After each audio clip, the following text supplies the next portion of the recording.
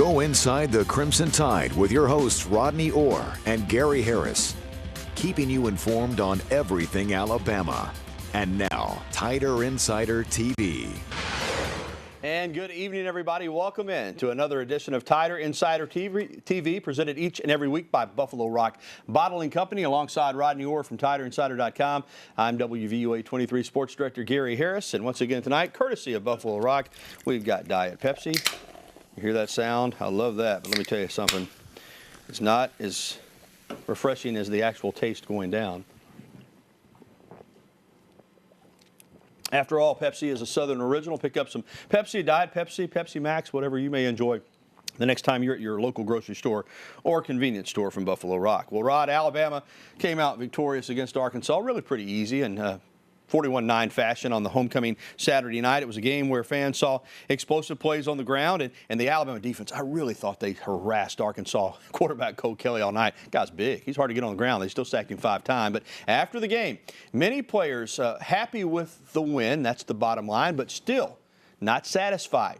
They feel like there's more work for this football team that needs to be done. We just try to execute and go hard every play. So when we do that, we play pretty well. So we're just trying to keep doing that. We definitely, picked it up in the second half. We started protecting better. We started running the ball more. We started executing like we were supposed to. It's a lot to fix, whether it be on the O-line or receivers or even on my behalf. But, we won another game. We're happy about that. And, Rodney, that is the bottom line. They did win another game. But you heard Jalen say there's plenty to fix. Let's talk about some of the things that they didn't do well. Penalties continue to be a concern. They're getting more penalties than the opposition. Jalen threw his first interception. There were 3 fumbles on punts. One of them they lost. Offensive line did have a couple of breakdowns. Defensively, even though they were really good, they gave up another fourth-quarter touchdown. So 41-9 the score. But you watch this team and you still feel like, just like the players, that they can be a lot better than they are. Yeah, and sometimes you almost feel like you're nitpicking too, don't you? Yeah, you do. This is, it's never going to be perfect, but it's certainly about as close as it can get. And I think obviously there are things that they need to work on, Gary. And you mentioned many of those things. And again, every game you're going to have things that come out a little bit differently. This is always a good way to start the game, isn't it, Rodney? Yeah. The 75-yard touchdown run. Now listen, you really can't complain about that, because against Texas A&M he opens with a 65-yard touchdown run, and then this touchdown run here on the first game. Everybody's kind of getting used to that. But again, I just think consistency in the passing game, Gary, finding a rhythm there offensively. I think when they do that, this offense, I think, is going to be off the charts. You're talking about an offense that right now is running for 302 yards a game. Listen, here's the formula. Run the ball, stop the run, plus turnovers. How many times have we heard that formula? Yeah, Alabama's rushing the ball for 302 yards a game. They're giving up only 66. Now listen, this stat, plus 11 in turnovers. Yeah, that's awesome. You're not going to lose many games with that. We're watching the offense. Before we move on, let's talk about the defense. And again, this is really nitpicking, okay? I'm really going to be nitpicking here because, again, they held them to 227 yards of total offense. That was, a defense that had 5 sacks. They harassed Kelly more than that. The only touchdown they gave up was late in the game on 4th down. But still, they gave up a play near the end of the first half. They could have led to points, that 46-yard pass over the top where somebody messed up. So as good as they are, and there you see them just attacking the quarterback. Again, I think they feel like we can play better. We can shut teams out. And when they give up points, they're not happy. Well, I think so. But I also look at this, too, and I like to see how are they progressing. They lost those 7 guys from last year. Obviously, those guys are gone. But then you lose some guys, your top 2 pass rushers, Terrell Lewis, Christian Miller. And I think as you look at this defense and the way they've progressed, Gary, the numbers they're putting up, staggering. They're only giving up 10 points a game defensively. In this day and age, that's crazy. And when you're breaking down this defense, you have to say they're probably ahead of where maybe we expected them to be. That quarterback was a big dude. He was a big dude. Well, this season has produced many star players for Alabama, and many of those names have been tossed around as being potential Heisman candidates. Nobody really in the race yet. But even the former coach of Alabama's in-state rival believes Jalen Hurts deserves Heisman consideration. Alabama's, I had my doubts at the beginning of the year because Nick had a lot of young guys. But you just can't discount that quarterback. He is, I don't know why he's not being on all these Heisman watch lists because he just does his job and wins games, and he's not very fancy at doing it, I guess. I mean, Calvin's a great player. You know, he's a great friend as well, a great teammate. So hearing something like that coming from a guy like that, you know, it really means a lot to me. But you know, I'm just focused on winning game in and game out, just playing, doing my job, doing what I'm asked to do. So Tommy Tuberville says Jalen should be a Heisman candidate. Calvin Redley says Damien Harris should be a Heisman candidate. We've even heard Mika Fitzpatrick's name mentioned. All three of those guys are great players. I think all three, though, are focused more on winning a national championship than winning a Heisman Trophy as an individual. You agree with that? Yeah, I definitely agree with that. There's no question about it. If I look at the three, though, and honestly assess them, I would say Damien Harris is a guy that could put up Heisman-type numbers. Again, he's not going to get enough touches. He had 9 carries for 125 yards. He's averaging, and I'm talking about in this past game, he's averaging 9.2 yards a carry, Gary. I mean, that's unbelievable. You know, his yards per carry average. He's got 9 touchdowns. You remember all last year he only rushed for 2 touchdowns. So I think that's a big turnaround for him. Damien Harris has really become an outstanding running back. He has, and I know sometimes fans would like to say, man, give him 25 carries and he could put up Derrick Henry or Mark Ingram type numbers. But for the longevity of this team, I think the fact that he is not having to tote the load, I just think all these guys are going to be rested and refreshed toward the end of the year. Yeah, and that's going to be tough on opposing defenses. You know, and I know there's some people out there that say, well, Bo Scarborough's not really having the kind of year we expected. Well, what's he necessarily not doing? I mean, if you look at where he is, he's ahead of where he was last year, the first half of the season. If you remember, it's when he took off the second half of the season that he had the really big finish. So, again, I like the way where Damien Harris is, Bo Scarborough is, and really we're starting to see more Josh Jacobs, Najee Harris. So, I mean, at running back, they look really good.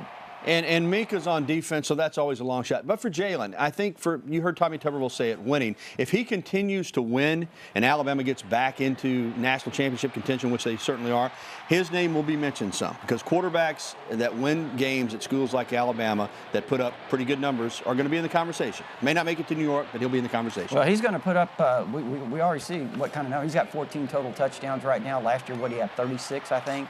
So he's going to put up, he's a very productive player in that regard. All right, Rodney, phone lines are jam-packed. We like to hear that. People are ready because it is the third Saturday in October is fast approaching how both Tennessee and Alabama are preparing for the game coming up next. And we will welcome your phone calls, emails, and tweets. Just because they're full, though, you can keep trying because we'll run folks through here pretty quick. There's the phone number as always, 205-348-WVUA. That's 348-9882. There's the email address, or you can tweet at us since the phone lines are full using that hashtag TITV. We'll be right back with the show that takes you inside the Crimson Tide, the award-winning Tider Insider TV. Welcome back to Tider Insider Television, presented by Buffalo Rock. Alongside Rodney Orr, I'm Gary Harris. A big win for Alabama over Arkansas on homecoming, 41-9. Now the Tide moves on to its next SEC matchup against Tennessee. Alabama certainly holds the upper hand lately. Alabama's won 10 games in a row over the Vols. In fact, Nick Saban has not lost to Tennessee as the head coach of Alabama. But regardless of that streak, both coaches understand that this is a rivalry game. And sometimes, you know, what's happened in the past does not matter. It's a special opportunity for both these football teams. So it's going to be a great challenge, but also a great opportunity, a rivalry game. This game means so much to so many people, and so we're looking forward to that opportunity. In rivalry games, you know, you can pretty much throw out the record book, throw out the records of the team, throw out what happened last year, throw out what happened so far this year, and make sure that you're ready to play your best game when you play in these types of games. All right, there's always a lot of talk about what makes a rivalry. Is it geographical location? Is it tradition, history?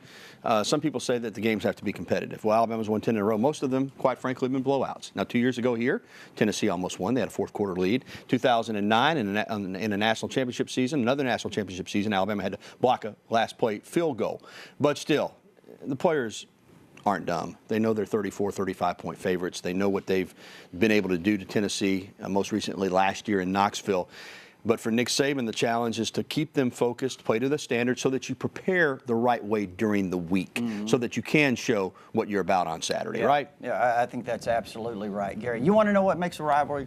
Go back to 1990. How about that game? How about that, yeah. Tennessee had all these first-round draft choices. Lee Corso said it's a pro team going up against a bunch of high school kids. Alabama didn't have a chance. That was Gene Stallings' first year. Alabama went to Knoxville and beat Tennessee 9-6.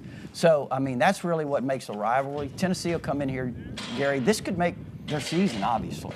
So they're going to certainly, I think, play their best game in terms of effort. I think we'll see that from Tennessee. You know, and what Nick Saban, I think, tried to point out on Monday at the press conference is, you know, perception is so much reality now. But this is a Tennessee team that's 3-3 and 0-3 in the SEC.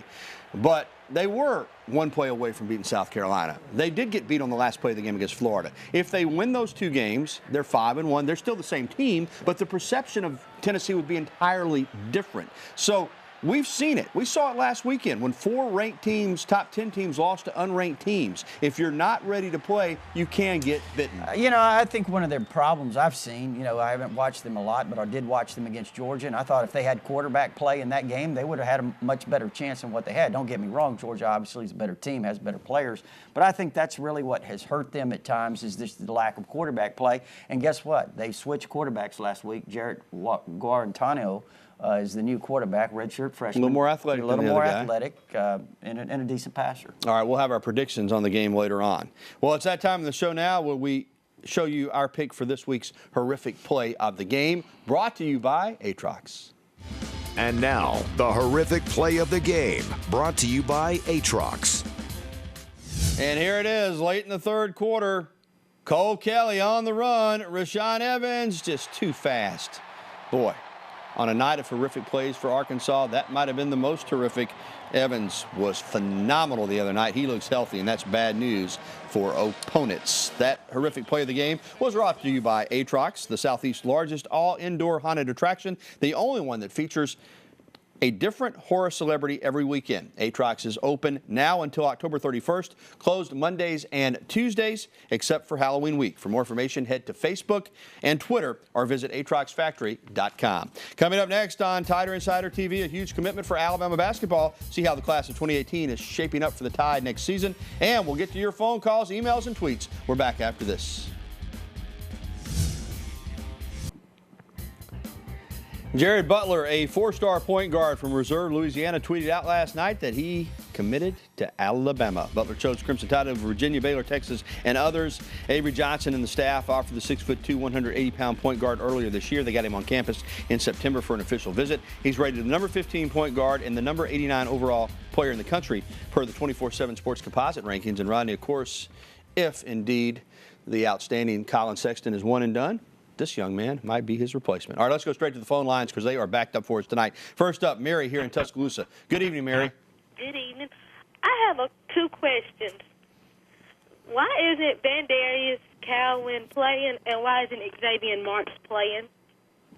Rodney? Well, first of all, Vandarius Cowan's an outstanding player, true freshman out of the state of Florida.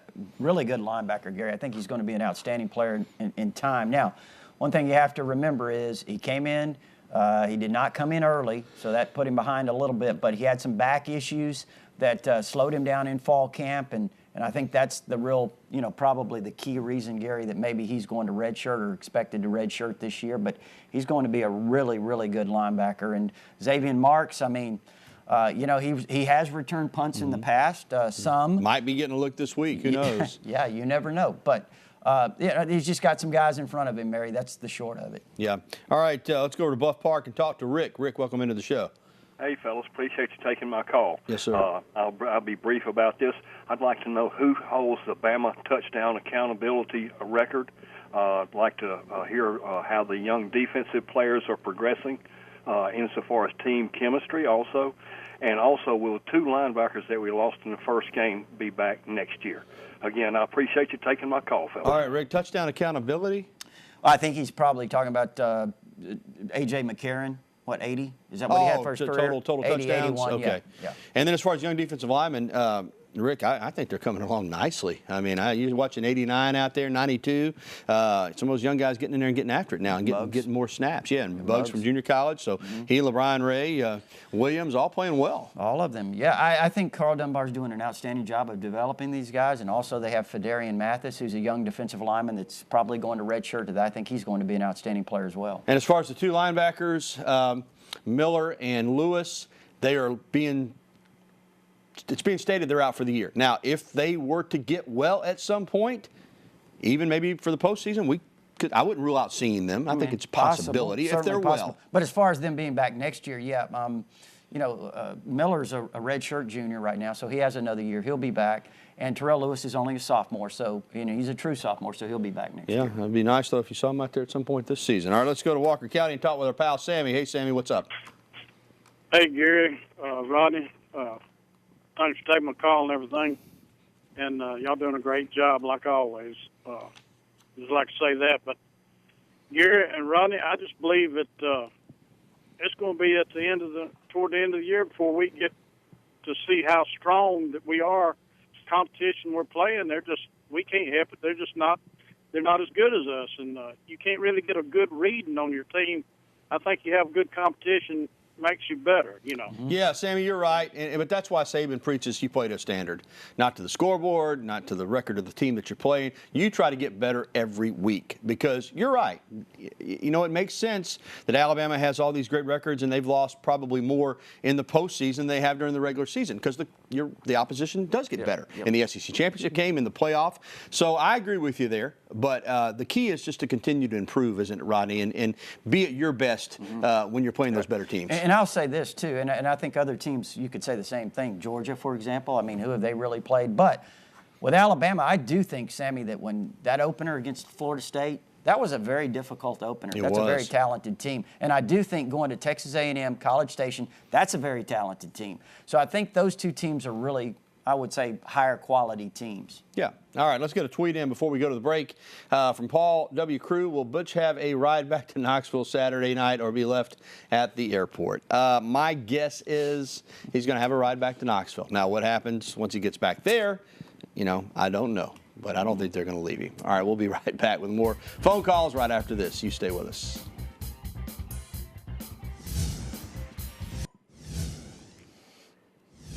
Welcome back to TITV. Let's go right back to the phone lines, Rod, and talk to our buddy John over there in Bessemer. What's up, John? Gary, what's going on, man? You know it. Hey, man, do y'all think we got a chance beating Tennessee? And another thing I want to ask you, I heard a guy named Greg Walker. I don't know if y'all heard of me. Is he going to come to Alabama next year? Later. All right, John, I think Alabama's got a chance. I do. I think if they show up and take the field, they're going to have a pretty good opportunity to win this one. Most people are kind of asking it the other way around, aren't they? Greg Walker, do you know Greg who Walker? No, I'm not familiar with exactly who he's. I don't know, John, there, if you didn't give us very much to go on. But thanks for the phone call. Let's stay here in Tuscaloosa and talk to our buddy BT. What's up, Gary? Hey, Bill, how are you, man? Doing great. I want to ask you about the player that's supposed to be coming to Tuscaloosa. Have you heard him out of high school? You talking about the basketball recruits? Yes. Yeah, they're all here, Bill. A five-person. The one I'm talking about is out of Phoenix City or somewhere. You're going to have to give me a name then. I don't know his name, but I heard something about it. That's pretty not bad. Okay, Bill, I don't know who you're talking about, but they did get a commitment. We talked about that one earlier. Jared Butler, the point guard from Reserve Louisiana, they signed 5 players last year who are all here. They may be recruiting a player from Phoenix City for basketball. I do know they're recruiting a wide receiver down there for football, Ross, who some people feel like is the best player in the state. But BT, I'll just have to try to check on that for you. But we do appreciate the phone call. All right, we got an email from Joe. Would you give us okay, wrong one. Here we go. What's wrong with our football team? Looks like they don't care, and the quarterback is having his worst game. Joe Burnell. I guess that must have been sent in during the Arkansas game. I'm guessing.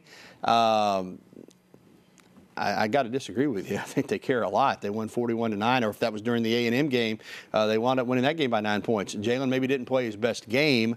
I don't really know where that thought process is coming from, though, Rodney. It's really kind of hard to answer, tough. Be honest with you. I mean, you hold a team to 227 yards of offense, and you produce right at 500 yards of offense yourself, and you beat them 41-9. It's an SEC game. I mean, we talked about some of the little nitpicking things that probably need to be cleaned up, but kind of difficult to complain. Now, that may have been sent during the heat of the battle. It may have, and I can promise you they care, Joe. You can rest assured they care a lot. All right, let's go to Birmingham and talk with Reg. Hey, Reg, what's up, man? Hey, guys, I tell you, the third week in October always rings a bell with me, being raised in Tennessee, yes, and sir. Always an Alabama fan. But I think Tennessee will really show up and probably be a lot better competition than a lot of people think. General Neyland used to get Tennessee all riled up. They'd have Alabama listed as the one. All right, Reg, I'm sorry we got to break, but you're right. General Neyland had a great success against Alabama, and Coach Bryant remembered that when he was the coach, and he had great success against Tennessee. Yeah, they're going to bring it. They're going to come ready to play, no doubt about it. Thanks for the phone calls, the emails, and the tweets. Sorry we had to cut you off there, Reg, but we had to get the break on a beautiful evening in Tuscaloosa. It feels like fall out there. We're back after this. Welcome back to Tider Insider TV. It's that time of the show where we make our predictions. As always, we start with you, Rodney. Well, you know, when I look at this game, Gary, the first thing that really jumps out at me, like I said earlier, was Alabama averages 302 yards a game rushing. Tennessee has one of the top defenses in the country in terms of pass defense, or certainly in the SEC. But when you give up 242 yards a game rushing, who really needs to throw the ball on you? And I think, Gary, again, I think Tennessee comes out and gives great effort. But Alabama 38-3. Yeah, Rodney, you know, I always say I'd be a good coach because I worry about everybody that Alabama plays. I always see their strengths and say, man, they can make a game out of it if this happens. Having said that, you laid out some numbers also. Tennessee offensively hasn't scored a touchdown in 10 quarters. Now they're going up against the best defense in the country. Quarterback making his second start. It just doesn't add up. I do think they'll play hard. I do think they'll have some wrinkles. I think they'll show Alabama some things they haven't seen. But in the end, it's just two football teams on totally different levels. Alabama wins it big, just like you think, Rodney. I think I got it 48-10. Well, that's going to do it for the program. Our beautiful shirts and ties provided, as always, by the Locker Room in downtown Tuscaloosa, home of the original elephant wear. Go by and see them in person or shop online. And, wow, that looks good right there. They got some beautiful clothes down there. That's why Rodney and I shop there as often as we can. Also, tonight is the third Tuesday in the month, so that means we're headed to Buddy's Rib and Steak in Northport. We're going to chow down here in about 15 minutes. Come out and join us. We'll talk some football. Got a feeling it's going to be a big crowd tonight. That's Buddy's Rib and Steak at 7:15 for Rodney Orr. I'm Gary Harris. Thanks for watching, everybody. Have a great night.